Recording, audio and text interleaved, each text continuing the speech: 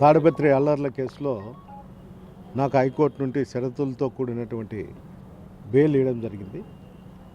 దానికి గాను ఆ కేసులు సంబంధించి జామీన్ లేనికి 15వ తారీఖు నుండి నేను అధికారులను పదే అడుగుతాను. ఆ కండిషన్లో కూడా నేను జామీన్లు ఇచ్చిన తర్వాత 15 రోజులు తాడిపత్రికి పోకూడదని షరతుంది. నేను ఆ జామీన్లు ఇస్తే నాకు ఆ 15 రోజులు గడుస్తుందనే ఒక ఆలోచనతో నేను చాలాసార్లు పోలీసు అధికారులను అడగడం జరిగింది. కానీ వాళ్ళు బేఖాతరు చేస్తున్నారు.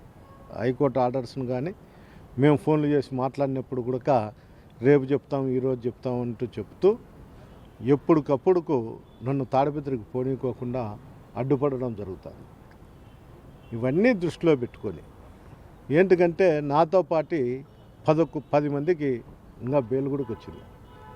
వాళ్ళందరూ కూడా స్వేచ్ఛగా జామీన్లు కూడా సూట్నీళ్ళు కూడా ఈకోకుండా తాడిపత్రిలో వాకింగ్ పోతూ పోలీస్ స్టేషన్ చుట్టూ టీలు దాక్కుంటూ వాళ్ళ వ్యాపారాలు అన్నీ కొనసాగుతూనే ఉన్నాయి.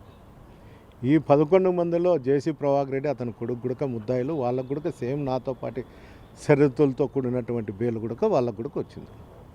నిన్న మీడియా వాళ్ళకందరికి కూడా చెప్పినాడు, నేను ఎలాంటి షూరిటీలు ఈయను, పోలీస్ అధికారులు ఏం చేసుకుంటారో చేసుకోండి అంటే నా భాషలో చెప్తాను, కానీ అతను ఇంకో భాషలో కూడా మాట్లాడుతుంటాడు. అతనికి ఎక్కువ నోరుదూల కాబట్టి నానాకు భాషలతో మాట్లాడుతుంటాడు. కానీ పాపం ఇక్కడ ఉన్నటువంటి అధికారులు కూడా అలవాటు చేసుకున్నారు అతని భాషకు కానీ అతనికి ఉన్నటువంటి ప్రవర్తన కానీ. నిన్నటి కూడా అధికారులు నన్ను కూడా జిల్లా బహిష్కరణ చేస్తా, తాడిపత్రిలోకి అడుగు పెడితే పంచ ఊడికి కొడతా అని చెప్తాడు. ఏమన్నా తాడిపత్రి జేసీ కుటుంబాన్ని జాగీరా ఏమన్నా అనేది నా ఆలోచన. ఒకవేళ వాళ్ళ జాగీరో లేకపోతే వాళ్ళ ఆస్తి లేకపోతే అంటేనో ఇంకోటి చేస్తా అంటేనో అతను మాట్లాడినా కూడా ఒక అర్థం ఉంది. తాడిపత్రి నియోజకవర్గంలో నాకు 87,000 ఓట్లు ప్రజలు అక్కడ నన్ను వేసినారు. అంటే ఈ 87,000 ఓట్లు నాకు వేసినటువంటి వైఎస్ఆర్సీపీ సానుభూతి పరులు కావచ్చు, లీడర్లు కావచ్చు, కార్యకర్తలు కావచ్చు, వీళ్ళందరూ కూడా నన్ను అభిమానించే వ్యక్తులు. ఇంతమందిని పెట్టుకొని నేను తాడిపత్రికి నన్ను రానీను, జిల్లా బహిష్కరణ చేస్తా, రాష్ట్ర బహిష్కరణ చేస్తాను.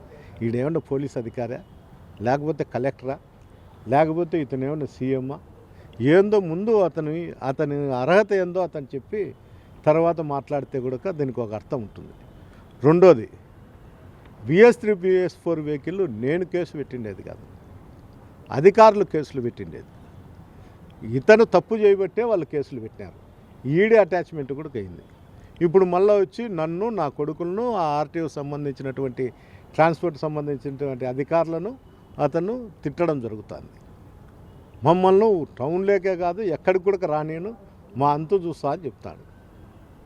అయ్యా నేను మీడియా రూపకంగా నీకు చెప్తాండా, మా అంతు ఎప్పుడోసారి చూస్తావు, కానీ ప్రతిసారి నువ్వు చూస్తా అంటే చూయించుకోనికి మేమే అమాయకులం కాదు, నీ ఇంటికాడ వంట మనుషులో డ్రైవర్లమో కూడా కాదు. ఎందుకు చెప్తున్నా అంటే నన్ను కొడతాడంట, లేకపోతే ఏందో చేస్తా అంట. నాకు ఏ విధంగా కుటుంబ సభ్యులు ఉండారో నీకు కూడా కుటుంబ సభ్యులు ఉండారు. నువ్వు కొడితే కొట్టించుకునేదానికి, నువ్వు ఏదైనా స్వేచ్ఛ చేయించుకునేకి నేను అమాయకుని అయితే కాదు. ఇంకోటి కూడా చెప్తాను, తాడిపత్రి ప్రజలకు కానీ వైఎస్ఆర్సీపీ నాయకులు కార్యకర్తలకు కూడా నా ఊపిరి ఉన్నంత వరకు తాడిపత్రిలోనే ఉంటాను. మీ అందరి కోసమే నేను అక్కడే ఉంటాను. మీ అందరి శ్రేయస్సు కోరి మీకు ఏ కష్టం వచ్చినా కూడా నేను వెంటనే స్పందించుతా. అది ఎంత కష్టమైండేదన్నా కానీ తిరిగి నువ్వు ఇట్లే అరాచకాలు చేస్తా, మా మీద దాడి చేయాలనో, ఇంకోసారి నా వెహికల్ మీద దాడి చేసో, నన్ను ఏందో హతమార్చాలనో, నీకు గతంలో కూడా మా కుటుంబంలో నువ్వు కూడా మా సోదరుని హత్య చేయించినావు. అయినా కూడా వద్దు, ఈ ఫ్యాక్షన్ అనేది ఇది వద్దనుకొని నేను ఇంతవరకు కూడా ఉన్నాను. తిరిగి మళ్ళీ నేను నీతో చంపించుకునేదానికో, నా కుటుంబ సభ్యులు చంపించుకునేదానికో నేను ఊరికే ఉండను. నా కుటుంబ సభ్యులు నేను ఎట్లుంటానో నీకు, నీ కుటుంబం, నీ కుటుంబ సభ్యులు కూడా అట్లే ఉంటారు. ఇవన్నీ జ్ఞానం తెచ్చుకొని తాడిపత్రిని ప్రశాంతంగా పెట్టేదానికి ఆలోచించు. నువ్వు ఆలోచన చేయకోకుండా ప్రతిసారి నీ మీద దాడి చేస్తా, నిన్ను కొడతా అంటే కొడితే కొట్టించుకునేకి, తిడితే తిట్టించుకునేకి నేను అమాయకుని కాదు. తిరిగి అదే పరిస్థితి కూడా నీకు కూడా వర్తించుతుంది. ఒకసారి ఆలోచన చేసుకో. నిన్ను రెచ్చగొట్టకూడదనే, లేకపోతే ఇన్నిసార్లు నువ్వు మాట్లాడుతానే నేను ఓపిక భరించుతాండా అంటే నువ్వు ఒకసారి అర్థం చేసుకో. అర్థం చేసుకోకపోతే దీనికి నువ్వే మూల్యం చెల్లించుకుంటావు తప్ప నేనేం కాదు. ఏంటికంటే నువ్వు నన్ను చంపినా నా కొడుకులు 4 ఉన్నారు, మా అన్న కొడుకులు 2, నా కొడుకులు 2. అది ఒకసారి నువ్వు ఆలోచన చేసుకొని బ్రతుకుతే బాగుంటుంది. కానీ చూసి మాట్లాడితే నీ ఆరోగ్యానికి మంచిది, నా ఆరోగ్యానికి కూడా మంచిది. అమాయకులు ప్రజల మీద, అమాయకుల మీద దాడులు చేయడం అంటే మంచిది కాదని కూడా ఈ సందర్భంగా మీరు చెప్తాను. జామీన్ కోసం నేను స్కూటీలు వీళ్ళనే స్టేషన్కి పోయినా. ఎందుకంటే ఎన్నిసార్లు అడుగుతానే వీళ్ళు రావద్దని చెప్తారు అనేది. కాబట్టి నేను స్కూటీలు ఇచ్చి అటుంటి నాకు 15 రోజులు గడువు గడుస్తుంది. కాబట్టి హైకోర్టు నేను ఎప్పటికీ కానీ పోలీస్ అధికారులను కానీ చట్టాన్ని కానీ గౌరవిస్తా. నేను వాళ్ళ ఆలోచనల ప్రకారమే అధికారులు ఏది చెప్తే అది వినుకుంటూనే వచ్చిన. ఇప్పుడు వరకు నేను ఎమ్మెల్యేగా ఉన్నప్పుడు కానీ ఇప్పుడు కానీ నేను వాళ్ళ ఏ సూచనలు చేస్తే ఆ సూచనల మేరకే నేను నడుచుకుంటాను తప్ప వాళ్ళకి వ్యతిరేకంగా ఎప్పుడు నేను పోవడం లేదు. చట్టాన్ని, పోలీస్ అధికారులను నేను ఎప్పుడు కూడా గౌరవిస్తా అని చెప్పి ఈ సందర్భంగా మీకు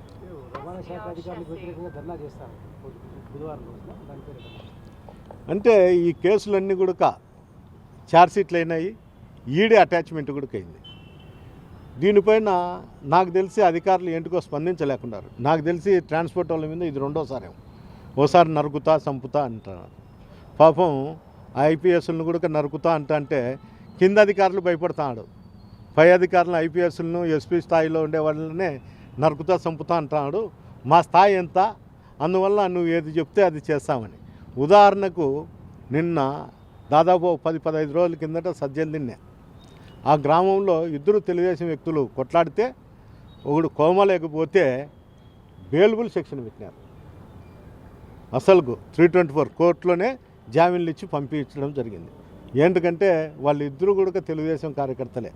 ఇంకోటి కోమటికుంట్ల సింగళమల్ల కాన్స్టిట్యున్సీ పుట్లూరు మండలంలో కోమటికుంట్లలో వైఎస్ఆర్సీపీ కార్యకర్తను కొట్టినప్పుడు అతను కోమా లేకపోతే స్టేషన్ బెయిల్ ఇచ్చేదానికోసం అందరినీ స్టేషన్లోకి పెట్టి పంపించడంతో అప్పుడు ఉన్నటువంటి ఎస్పీ కావచ్చు వీళ్ళ ఆదేశాల మేరకు మళ్ళా కూడా తిరిగి 307 వేసి కొంతమంది రిమాండ్ పంపించి ఒక వ్యక్తిని వదిలేసినారు స్టేషన్ నుంటే. అది అతను చనిపోవడం కూడా జరిగింది.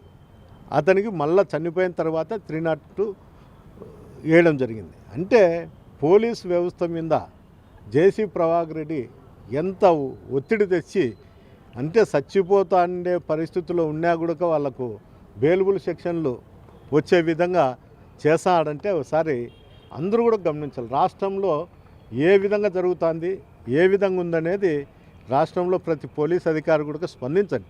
కనీసం మీ ముందుకు వచ్చి మీ అధికారుల జోలికి వచ్చి మీ ఐపీఎస్ల జోలికి వచ్చి ఐఏఎస్ల జోలికి వచ్చినప్పుడు కూడా మీరు స్పందించకపోతే ప్రజాస్వామ్యం అనేది ఏముండదు. లా అండ్ ఆర్డర్ అనేది మీ చేతిలో నుండి కూడా జారిపోయే ప్రమాదం కూడా ఉంది ఈ రాష్ట్రంలో. అందువల్ల అలాంటి ప్రమాదం లేకుండా ఎక్కడెక్కడ సమస్యలు లేకుండా కూడా అడ్డుగు కట్ట వేస్తే తప్ప లేకపోతే ఎక్కడ లేదు. ఈ జిల్లాలో 7 కాన్స్టిట్యున్సీలలో ఒక తాడిపత్రి ఒక్కటే ఈ విధంగా జరుగుతుంది. ఎక్కడ కూడా చిన్న చిన్న ఘర్షణలు తప్ప ఏం జరగడం లేదు. అంటే మనిషిని చంపినా కూడా నేనుండా అని చెప్పి ఒక భరోసా ఇచ్చాడు తెలుగుదేశం నాయకులకు కానీ పోలీసు అధికారులకు కూడా మీరు చూచున్నట్లు పోవాలని అసాంఘిక కార్యక్రమాలు పెట్టినాడు. దీనిలో పైన అంతటి కూడా వచ్చే డబ్బులు కావచ్చు ఆ కార్యక్రమాలు చేసేటువంటి వ్యక్తులతో ఇంటి దగ్గర మనుషులను పెట్టుకొని దాడులు చేయడం జరుగుతుంది. అంటే ఈ ఎంతవరకు ఇది ఉంటుందో కూడా అర్థం కావడం లేదు. ఇదే విధంగా జరుగుతుంటే తిరుగుబాటు అనేది తప్పదనేది కూడా నేను తెలియజేయడం.